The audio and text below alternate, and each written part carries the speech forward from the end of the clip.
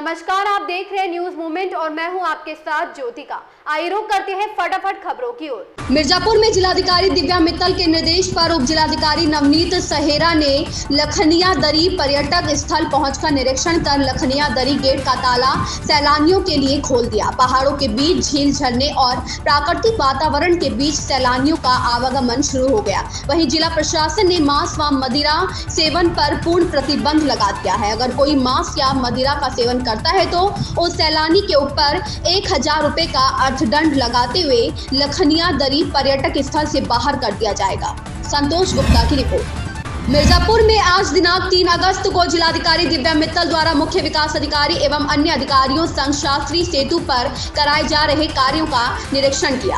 आगे बताते चले कि भारी वाहनों का प्रवेश सेतु पर प्रतिबंध है, जिसके लिए जर्जर हुए पुल पर कार्य कराए जाने हेतु मुंबई की एक प्राइवेट कंपनी को कार्य सौंपा गया है, जिससे शास्त्री पुल पर भारी वाहनों का आवागमन सुचारू रूप से चालू किया जा सके। सेतु कार्य में लगे अधिकारियों व कर्मचारियों द्वारा कार्य धीमी गति से कराए जाने पर जिलाधिकारी ने नाराजगी जाहिर करते हुए कहा कि अगर समय के अंदर शास्त्री सेतु का कार्य पूरा नहीं कराया गया तो सभी के ऊपर कानूनी कार्यवाही किया जाएगा।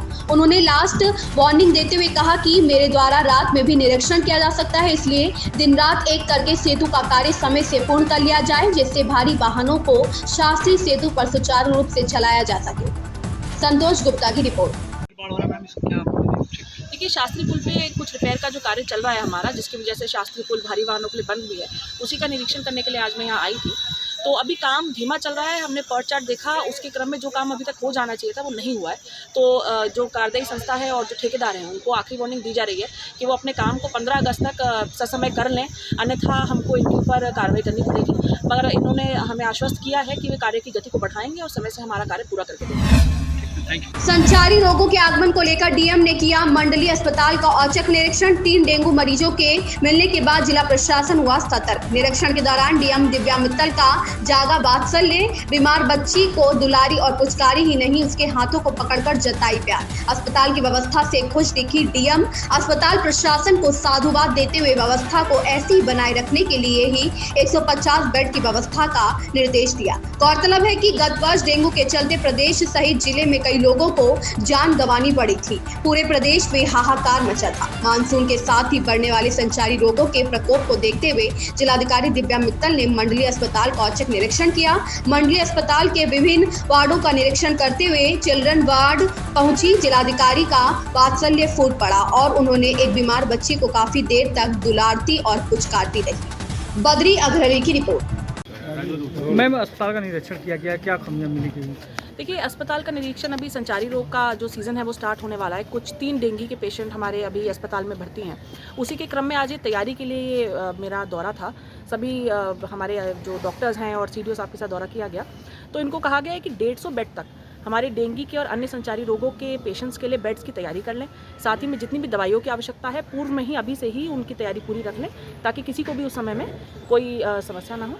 इसके साथ साथ एनआरसी और पीडियाट्रिक वार्ड का भी निरीक्षण किया गया। सभी तीमारदारों से बात की गई, माताओं से बात की गई। सबने कहा कि इलाज ठीक चल रहा है, दवाएं मिल रही हैं, बाहर से दवाई नहीं लिखी जा रही।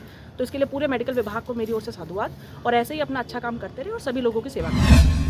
मिर्जापुर में दलितों व पिछड़ों पर अत्याचार करने वालों के खिलाफ समाजवादी पार्टी सड़क पर उतरने के लिए बाध्य हो गई और कहा कि 9 अगस्त को सेक्टरवार जन पंचायत लगाकर जनता से जनसंवाद के माध्यम से उनकी समस्याओं को सुना जाएगा। यह उद्गार जिलाध्यक्ष देवी प्रसाद चौधरी विकासखंड कोन के नएपुर तिलठी में आयोजित महापंचायत में कही। उन्होंने कहा कि विजय कुमार बिंद की हत्या और राई थाना क्षेत्र के सहसेपुर गांव में सरहंग लोगों ने की। समाजवादी पार्टी के खड़े होने से पुलिस प्रशासन ने आरोपियों को गिरफ्तार कर जेल भेजा। श्री चौधरी ने कहा कि स्वर्गीय विजय कुमार बिंद के परिजनों की आर्थिक स्थिति दयनीय है, प्रशासन उनकी मदद करने के लिए आगे आए। उन्होंने लगे हाथ भाजपा पर हमलावर होते हुए कहा कि सरकार में दलित व पिछड़ों की आए दिन हत्याएं हो रही हैं, आरोपी खुलेआम घूम रहे हैं, जनपद में दुराचार की घटनाएं बढ़ी हैं। बद्री अग्रहरी की रिपोर्ट। प्रतापगढ़ जिले के कुंडा तहसील क्षेत्र के थाना हथीगवा अंतर्गत हनुमान नगर मिश्र दयालपुर गांव स्थित प्राचीन तपोभूमि सिद्ध संकट मोचन धाम हनुमान मंदिर पर सावन और पुरुषोत्तम मास में चल रहे विश्व कल्याणार्थ संकटहारी हनुमान जी महायज्ञ के बीच हनुमान जी महाराज का दिव्य दरबार हवन पूजन दर्शन सत्संग समागम के दौरान हनुमत दरबार के पुजारी तपस्वी महात्मा बालयोगी जी महाराज ने नर नारी श्रद्धालुओं को संबोधित करते हुए बताया कि भगवान गणिका अजामिल शबरी सदन कसाई दीन सुदामा और अहिल्या को तारने वाले हैं। उन्होंने कहा कि दूसरों को दुख पहुंचाने से बड़ा पाप कोई नहीं है। दिन दुखी की सेवा कर अमर पद की प्राप्ति को पाया जा सकता है। राम नाम जाप इस कलयुग में महान फलदायी है। ओम प्रकाश गुप्ता की रिपोर्ट।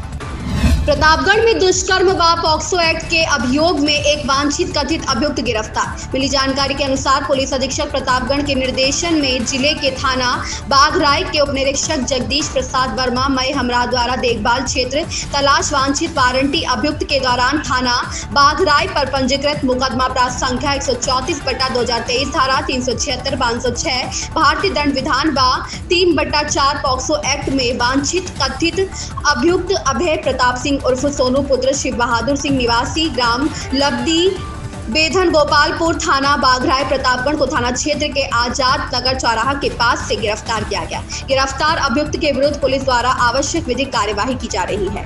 ओम प्रकाश गुप्ता की रिपोर्ट। सीतापुर में पुलिस अधीक्षक चक्रेश मिश्र द्वारा जनपद में अपराध की रोकथाम व नियंत्रण हेतु अपराधियों के विरुद्ध कठोरतम कार्यवाही शीघ्र गिरफ्तारी हेतु निर्देशित किया गया है। उक्त निर्देश के क्रम में दिनांक 2 अगस्त 2023 को अपर पुलिस अधीक्षक दक्षिणी नरेंद्र प्रताप सिंह के निकट पर्यवेक्षण व क्षेत्राधिकारी मिश्रित सुशील यादव के नेतृत्व में थाना मिश्रित पुलिस टीम द्वारा आज थाना क्षेत्र अंतर्गत ग्राम शहादत नगर वादी परवेज उर्फ टीबू की पत्नी हिना को अभियुक्त द्वारा गोली मारकर हत्या कर देने के संबंध में पंजीकृत मुकदमा प्राप्त संख्या 287/23 धारा 302/504 भारतीय दंड विधान में वांछित अभियुक्त जावेद मिर्जा पुत्र स्वर्गीय नजीर बेग निवासी ग्राम शहादत नगर थाना मिश्रित सीतापुर को कुतुबनगर रोड के पास से गिरफ्तार किया गया है। कुलदीप त्रिवेदी की रिपोर्ट।